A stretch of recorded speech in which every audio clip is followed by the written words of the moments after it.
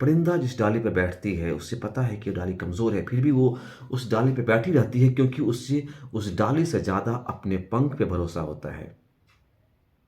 जी हाँ, ये विचार हम सब के गुरु स्वामी विवेकानंद जी का है, जिन्होंने कहा था कि उठो, जागो और तब तक न रुको जब तक कि तुम्हारा लक्ष्य हासिल न हो जाए। आइए जानते हैं इनके बारे में कुछ खास कहानियां जो हमें मोटिवेट करेगी, प्रेरित करेगी और जीवन में सफल होने के लिए मददगार साबित होगी। एक बार की बात है जब स्वामी जी शिकागो धर्म सम्मेलन के लिए इंडिया को रिप्रेजेंट करने वाले थे, तो उनकी मां को लगा कि क्या मेरा बेटा अब तैयार है हमारे देश को यानी भारत को विश्व पटल पर लाने के लिए, शिकागो धर्म सम्मेलन में शामिल होने के लिए। इसकी परख के लिए उसने उनकी माँ ने स्वामी जी को कहा कि बेटा जाके जरा किचन से एक चाकू लेके आओ। स्वामी जी किचन जाते हैं और वहां से चाकू लेके आते हैं। माँ उस चाकू देखकर भावुक हो जाती है, रोने लगती है। फिर स्वामी जी पूछते हैं कि क्या हुआ माँ, तुम इतनी भावुक क्यों हो गई? स्वामी उसकी माँ कहती है, जानते हो बेटा, तुम जिस तरीके से चाकू मेरे हाथों में दिए हो, धारदार वाला एरिया तुम्हारे हाथों में है और पकड़ने वाला पोर्शन मेरे हाथों में है। इसका मतलब यह है कि तुम सामने वाले को ज़्यादा तवज्जो देते हो, अपने संस्कार को नहीं भूले हो। जी हाँ, तो तुम्हारे अंदर दया भरी हुई है और तुम तैयार हो हमारे देश को विश्व पटल पर लाने के लिए। ये हमें सिखाती है कि हमारे संस्कार सामने वाले को इज्जत देती है, उनकी चिंता ज़्यादा करती है। ऐसे ही दूसरी कहानी है, जब स्वामी जी शिकागो धर्म सम्मेलन के लिए जब जा रहे थे तो फ्लाइट में जमशेद जी टाटा से मुलाकात हुई।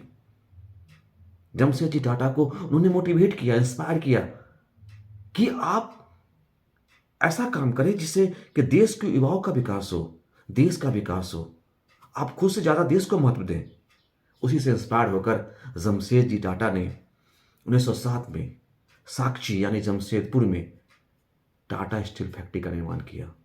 साथ ही साथ इंडियन इंस्टीट्यूट ऑफ साइंस की स्थापना की। और आज देश में अगर कोई भी बड़ी कंपनी है, उसमें टाटा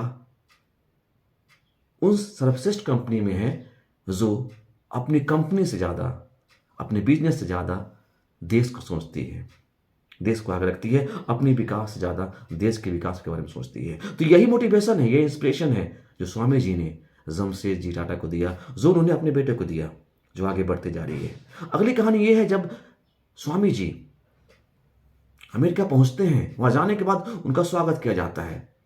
उनके स्वागत में जब लोग हैंडशेक करने के लिए हाथ बढ़ाते हैं तो स्वामी जी हाथ जोड़कर नमस्ते करते हैं। इसे देखकर सामने वाले को थोड़ा सा ऑकवर्ड फील होता है, थोड़ा इंसल्ट फील होता है। फिर वो उनमें से एक ऐसे व्यक्ति थे जो हिंदी जानते थे, उन्होंने हिंदी में ही उन्हें नमस्ते किया और कहा, आप कैसे हैं? इस पर स्वामी जी ने कहा, आई एम फाइन। तब उस व्यक्ति ने कहा कि जब आप इंग्लिश जानते ही थे तो क्यों नहीं आपने इंग्लिश में ही जवाब दिया? तो उन्होंने कहा कि आपने मेरा स्वागत अपनी मातृभाषा में किया था, तो मैंने भी आपका स्वागत अपनी मातृभाषा में किया, प्रणाम कर कर, नमस्ते कर कर। लेकिन फिर आपने उसका जवाब भी आपने मेरे शब्द में दिया, मेरी मातृभाषा का तवज्जो दी, इसलिए मैंने कहा कि आई एम फाइन। तो ये दिखाती है कि हमारी संस्कृति सबसे ऊपर है। हमें अपने देश की संस्कृति को बनाए रखना है, उसे खोने मत देना है। तीसरी कहानी यह है कि जब स्वामी जी अमेरिका में ही एक रास्ते में टहल रहे थे, एक नदी किनारे जब जा रहे थे तो रास्ते में कुछ नदी किनारे में के पास कुछ बच्चे बंदूक से नदी में अंडे के छिलके पर निशाना बना रहे थे। बच्चे जब निशाना बना रहे थे तो बार बार चूक रहे थे। स्वामी जी उसे गौर से देख रहे थे। फिर उन्हें रहा नहीं किया, फिर जाते हैं और बोलते हैं कि मुझे बंदूक लाओ, मैं उस अंडे के छिलके पे निशाना लगाता हूं। फिर स्वामी जी ने एक एक करके 12 बार में 12 अंडे के छिलकों पर सही निशाना लगाया। इसे देखकर सभी लोग आश्चर्य कर गए, सारे बच्चे आश्चर्यचकित हुए कि आप कैसे हो सकता है कि आप एक ही बार में सटीक निशाना लगा दें। स्वामी जी ने कहा कि इसका सिर्फ एक ही मूल मंत्र है, कंसंट्रेशन, फोकस। तुम जिस काम को करते हो उस काम में अपनी पूरी आत्मा लगा दो, पूरा फोकस लगा दो, फिर सफलता तुमको कदम चूमेगी तुम्हारे। उन्होंने कहा कि मैंने आज तक कभी बंदूक नहीं उठाया, लेकिन मैंने इस पे सही निशाना इसलिए लगाया क्योंकि मैंने फोकस किया इस चीज पे। वो बच्चे काफी इंस्पायर्ड हुए। ऐसे अगली कहानी ये है कि एक बार एक राजा थे, उन्होंने स्वामी जी को अपने बुलाया दरबार में कि आप यहाँ आइए। जब वहाँ जाते हैं तो वो कहते हैं कि आप क्यों मूर्ति पूजा करते हैं? ये पत्थर की मूर्ति, ये लोहे की मूर्ति, ये चांदी की मूर्ति, इसकी पूजा करने से क्या होती है? स्वामी जी ने कहा कि स्वामी जी ने देखा कि राजा के जहाँ बैठे थे उसके पीछे एक बड़ा सा पोस्टर लगा हुआ था। उस पोस्टर को कहा कि आप उस पोस्टर को उतार दीजिए और मेरे पास लाइए। राजा ने अपने सेवक को इशारा किया कि आप उस पोस्टर को लाओ और सामने रखो। राजा ने कहा कि ये मेरे पिताजी का फोटो है। स्वामी जी बोले कि ये आपके पिताजी का फोटो है, तो क्या आप इस पे थूक सकते हैं? अब राजा गुस्से में आ गया। राजा बोला कि ऐसा कैसी बात कर रहे हैं आप? ये मेरे पूर्वज हैं, मेरे पिताजी हैं, मैं इन पे कैसे थूक सकता हूं? कहा कि नहीं नहीं, ये तो सिर्फ एक कागज का टुकड़ा है, उस पर कुछ रंग पिरो दिए गए हैं, ये कैसे हो सकते हैं आपके पिताजी? तो राजा फिर बौखला गया कि नहीं, ये मेरे पिताजी की फोटो है और इस पर मैं कभी भी ऐसा नहीं करूंगा। तो स्वामी जी ने कहा कि ठीक वैसा ही, जिस तरह इस कागज के टुकड़े पे कुछ रंग पिरो के एक चित्र बना दिया गया जो आपके पिता को रिप्रेजेंट करता है, आपको लगता है कि ये मेरे पिता इसमें है, उसी प्रकार जितनी मूर्ति होती है, मूर्ति में हम अपने इष्ट देव को देखते हैं, भगवान को देखते हैं, उनसे बातें करते हैं, अपनी समस्या के बाद वहां रखते हैं।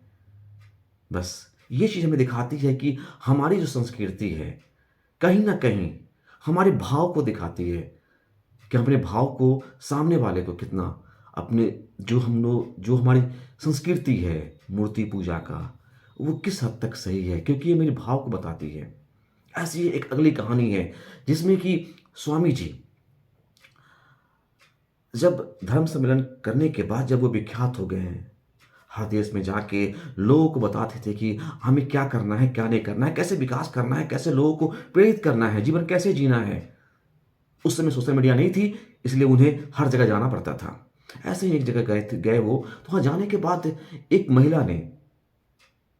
महिला उनसे काफी काफी प्रेरित तो नहीं कर सकते हैं, काफी उनसे ये हो गया कि मैं आपसे प्यार करती हूँ। उन्होंने कहा कि मैं आपसे प्यार करती हूँ, क्या आप मुझसे शादी करेंगे? स्वामी जी बोले कि नहीं, मैं तो शादी नहीं कर सकता, तो मैं आपके प्यार में पागल हूँ। मैं चाहती हूँ कि आप मेरे पति बने, मैं आपसे प्यार करती हूँ। स्वामी जी ने कहा आप मुझसे प्रेम करती हैं, ठीक है, मैं भी आपसे प्रेम करूंगा। शर्त यह है कि मैं आपको अपनी मां मानता हूं और मां की तरह आपको प्रेम करूंगा और आप मुझे अपना बेटा मानिए और बेटे की तरह प्यार कीजिए। जी हाँ, ऐसी ही बहुत सारी कहानियां हैं स्वामी जी के बारे में जो हमें अंदर से ये एहसास दिलाएगी कि हमें जीवन में बेहतर करना है। अगर आपको ये वीडियो अच्छा लगा तो प्लीज़ इसको लाइक करें, चैनल को सब्सक्राइब करें और शेयर करें। Thank you.